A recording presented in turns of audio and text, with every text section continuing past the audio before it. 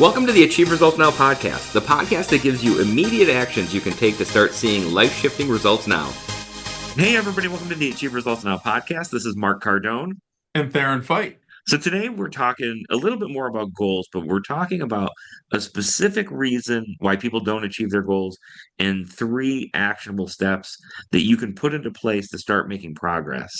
And it all starts with a question that I like to talk about is sometimes when we don't meet our goals, and we all have goals we don't meet, but a lot of times we look at it almost like a character flaw, like, well, I just can't do this. Like, it's just not Yeah. me, Yep. as opposed to, a system or a hang up in the process of Yeah. achieving the goal. So it's not necessarily us, even though we are responsible for our goals. Sure. It's not a character flaw. It's just something's wrong with our systems. Well, I think that's a great point because it's dangerous to do that because then you're going to get stuck in a certain mode, and I think it's easier. Oftentimes, as kids, we're programmed by who we're around, our parents and other people and things like that, and for good or bad. And sometimes it's good programming, sometimes it's not so good. But then as we move into adulthood, it's important that we're taking control of this, Yeah. and we're really I think being healthy, skeptical in everything is good. You don't want to Yeah. be too skeptical and go too much in a rabbit hole, and then you can't trust anybody. But you don't want to trust everybody in authority either, because as we know in the past, we've been down different roads, with Yeah. people of authority telling us the wrong things. And so it's important that you're thinking for yourself and you're analyzing different things. And what you said is super important because you can make yourself into, well, I'm just that way. Yeah. And once you start saying that in certain things, you're telling yourself that you're not going to grow. You're telling yourself you're not going to improve. You're not going to get better. And that's just now you're starting to die. Not maybe not physically, but mentally, because you're so stuck in your ways and you're so convinced, well, my mother was like this, my father was like this, my family's like this, my culture's like this, and that's just it doesn't it is a thing, but it doesn't have to be a thing. Yeah. And, I know that we're getting a little deep into it, but I think it's important that we're understanding that what we're talking about has consequences, yeah. negatively and positively. And I think it's interesting because when you think about anything you use on a daily basis, we've all run into that thing where it's like, a printer, a computer, Yeah. a phone, where we go, this stupid thing just doesn't work the way I want it to. Yeah. Right. And there's frustration in that, but from that frustration, comes people who are definitely smarter than me, who look at it and go, okay, this is a problem Yeah. with this thing, right? Yeah. And we need to work to fix the problem, Hmm. right? I've never met someone who builds printers, which never work when you need them to, but Yeah. always Yeah. when it's not a big deal. But I've never met someone who like builds printers, and if I did, I bet they wouldn't say, "This printer doesn't work. I'm trash," right? Yeah. Like they probably say, "Okay, look, we need to sit down, look at why it doesn't work, and fix it." You Right. know, and I think we need to approach our life that way, where we're going, hey, you know what? I failed a couple times at my fitness goals. It's not because I'm, a lazy person. It's not because I'm a junk person. It's just Right. because there's something inherent in the system I'm trying to put together that has a Right. problem. So Right. today we're talking about the problem solver's playbook and Yes. how to really use that problem solving skill that we're going to talk about to help you achieve your goals and the results you want now. Yep. Now, and the first step is I think it's not going to come as a surprise, but identifying the real problem. Now, the second half of this is identifying the real problem, but not the symptom, because Right. oftentimes it's just like if you're sick, if you are just trying to fix the symptoms of your sickness and not getting to the root cause of why you're sick, you're going to have that problem come up time and time again, right? And, Yeah. and the same thing with your problems is they're going to keep arising. They're going to keep coming up. They're going to keep showing up in your life because you haven't fixed the root problem. If you have money problems, sometimes you just need to make more money, and that can solve a lot of things. But if you always spend 10% more than you make, then that's never going to be fixed. And some Right. people do that. And some people probably spend more than 10% of what they make. But as your income rises, do you remember what that's called? There's a Uh, particular principle. But I do anyways, not, but I know there is yeah, one. yep. As your income rises, so do your expenses, and Uh-huh. they're always ahead of that, so it's important that you're thinking of, again, not the symptoms of what's wrong, but what is the root problems. Yeah, and I think that's really important because it's easy for us to look at the goals that we set and the obstacles we run into and say, oh well, it's because of my kids, it's because of my spouse, it's because of Right. Yep. whatever. And it's easy to put that blame level on things, but really we need to dig into the specific cause. Right. Like why did I miss this workout? Was it a motivation issue? Was it a couldn't find my sneakers issue? Like Right. we're going to see those repeatable things. So really performing that audit, and looking at beyond those surface level symptoms and getting into the specific causes. Right. Yep. And I think, digging a little deeper in there, just like you mentioned, is what is the root? So you Yeah. mentioned a couple things, but is it a time reason? Is it your energy? Is it your environment? So what is the reason why things are happening? Yeah. Are you setting yourself up for success? One of the things that I like to do is, before I leave for the night, is make sure my desk is neat. It's not a lot of things going on. There might be a couple piles here and there, but there's not a lot of. It's not a mess. So that way, when I get back in the morning, it's a fresh start. I'm not like, oh, I got to clean my desk before I start working. Yeah, that all of those little things can make a big difference for Yeah. sure. 100%. And then, getting into the so once the obstacle is identified and you've written it down and you really know what the problem is, like where is the glitch in the system?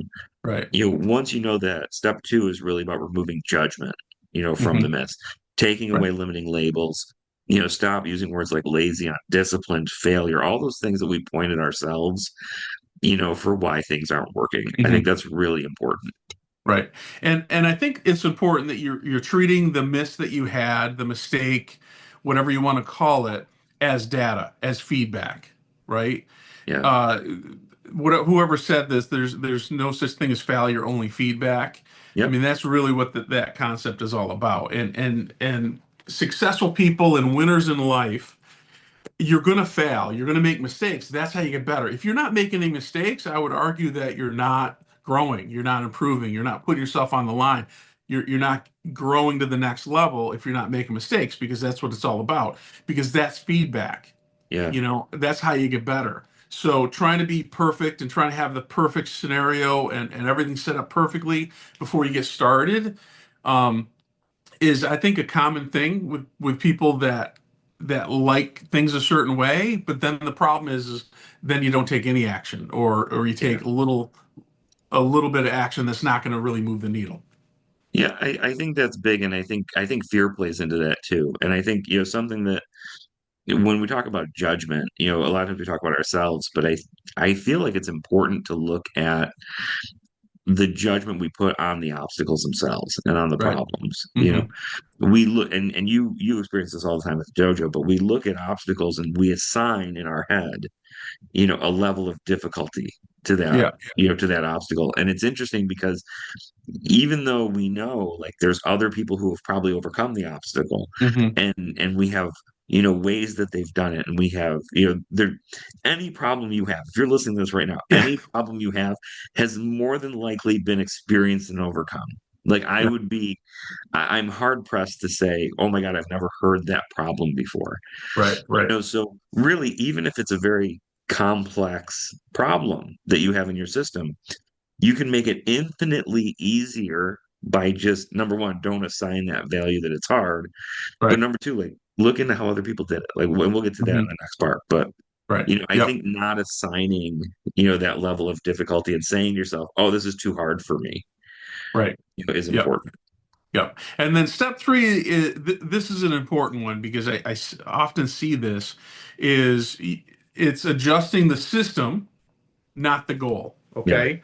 Now that doesn't mean you don't adjust the time frame of the goal. So you might need to push your goal out a little further than originally you had as a date for achievement, Yeah. but you don't change the goal. Black belt, as we talk about this, us being dojo rats, the two of us, is we've seen a lot of people give up on their goal, and sometimes really close to their black belt. And instead of giving up on the goal, it's more of what do I need to adjust in working towards that. So I keep the goal, but I have to improve my systems within there.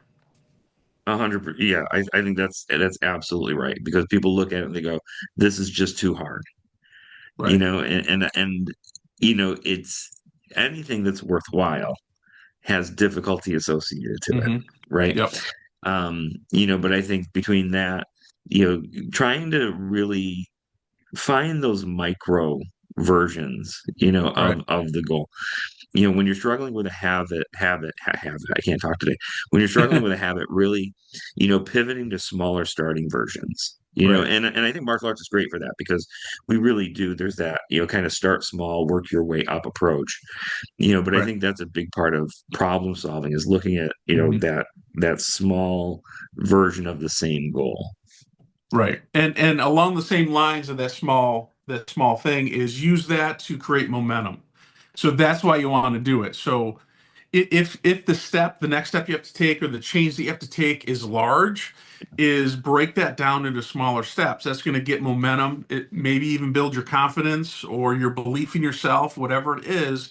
And that small step builds to the next step to builds to the next step. And that's how you create the momentum or recreate the momentum that you lost in the Yeah. past. And by breaking that down.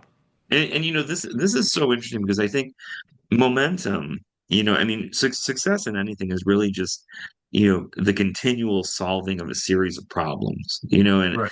and I think about this in business, like as you grow a business, it's literally goes from how do I get a customer? Here's a problem. Let's solve Right. that. Right. Now how do I get a second customer? Now how do I manage all of these customers? And it's a constant hitting of a wall Hmm. and then saying, I need to figure out and problem solve how to do this. Right. You know what I mean? And it's never a straight line. It's always that consistent solving of problems. And as you solve those small problems along the way, not only do you grow, but you build confidence that you're a better problem solver. Right. And I Right. think that's really where that momentum comes in. Which is why I think this mentality is like so important because we face Yep. it in I mean, I face it in parenting, business, Yep. fitness, the dojo, everywhere, Yep. Yep. sparring. Yep. Like, how do I not get punched in the face? So, Yeah. Yeah, and I think that this whole part is giving yourself some grace. There's a balance of you're pushing yourself, your standards are high, you want to improve yourself, and you might be disappointed that you didn't do something or something didn't happen. And that all of that's okay yeah, as long as your disappointment doesn't turn into depression or your disappointment doesn't turn into procrastination. If I always like the phrase, and I heard this many, many decades ago, inspirational dissatisfaction. I yep, just think that sums up the attitude that you should have is that you're not happy with the results that you have, but you're not unhappy with yourself. yeah. And those lack of results motivates you to move and get better. I just think that's a good balance of attitude. I love that. And I think that's really a large reason of why, like I mean, you and I both, but definitely why I put a lot of time in this is to talk to people about, like, if you're on this road, you're going to feel dissatisfied. You're going to feel Yeah. frustrated. You're going to feel like you're not moving forward at times. Like everybody listening to this podcast has had those feelings. And it's okay. We all have those feelings. It's about Right. what you put into place to move on to that next thing. So Right. I love that. So anyway, so Yeah. let's review Problem Solvers Yeah. Playbook.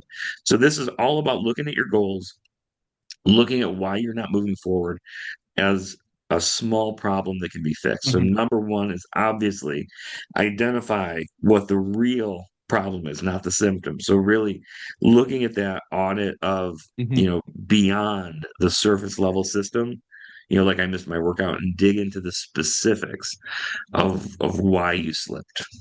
Step two is remove judgment from the miss. So strip away the labels that you have, the negative labels.